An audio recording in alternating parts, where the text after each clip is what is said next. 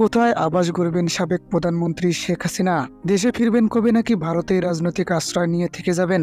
শেখ হাসিনাকে নিয়ে ঘুরে ফিরেই সামনে আসছে এসব প্রশ্ন। এর আগে গুঞ্জন ছড়ায় ইউরোপের বিভিন্ন দেশে রাজনৈতিক আশ্রয় চেয়ে ব্যর্থ হয়েছেন তিনি। শেখ হাসিনা এখনো অন্তত 4টি দেশে যাওয়ার চেষ্টা করেছেন। যুক্তরাজ্য, সংযুক্ত আরব আমিরাত, সৌদি আরব অথবা ফিনল্যান্ডে যাওয়ার চেষ্টা করেছেন বাংলাদেশের সাবেক এই প্রধানমন্ত্রী। অস্ট্রেলিয়া ভিত্তিক ওয়েট পোর্টাল দ্য কনভারসেশনের প্রতিবেদনে এমনটি বলা হয়েছে। তবে এমন কথা আগেও ছড়িয়েছিল বিভিন্ন মাধ্যমে। সেই সময় যুক্তরাষ্ট্রে বসবাসরত শেখ হাসিনার ছেলে সজীব ওয়াজেদ জয় জানান, তার মা আপাতত কোথাও যাচ্ছেন না, কোথাও যাবার জন্য আবেদনও করেননি। নির্বাচনের তারিখ ঘোষণা হলে তিনি দেশে ফিরবেন বলেও জানান জয়। ওই প্রতিবেদনে উঠে এসেছে, ভারত শেখ হাসিনাকে রাজনৈতিক আশ্রয় দিলে ফেরত পাঠানোর সমীকরণটা কেমন হবে। প্রতিবেদনে বলা হয়, ভারত যদি শেখ হাসিনাকে রাজনৈতিক আশ্রয় প্রার্থীর মর্যাদা দেয়, সেক্ষেত্রে হাসিনাকে ফেরানো কঠিন হবে।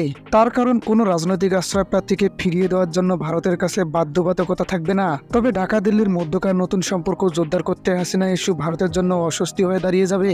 এদিকে ভারতের শেখ হাসিনার অবস্থান নিয়ে নাখোশ বিএনপি, জামাতের ইসলামী সহ শীর্ষ পর্যায়ের রাজনৈতিক দলগুলো। শুধু তাই নয়, বৈষম্য বিরোধী ছাত্র আন্দোলনের শীর্ষ নেতারা হাসিনাকে বিচারের কাঠগড়ায় দাঁড় করানোর কথা বলেছেন। এখন পর্যন্ত শেখ হাসিনার বিরুদ্ধে শতাধিক মামলা দায়ের করা হয়েছে। একই সঙ্গে গণহত্যার অভিযোগে তদন্ত চলছে আন্তর্জাতিক অপরাধ ট্রাইব্যুনালে।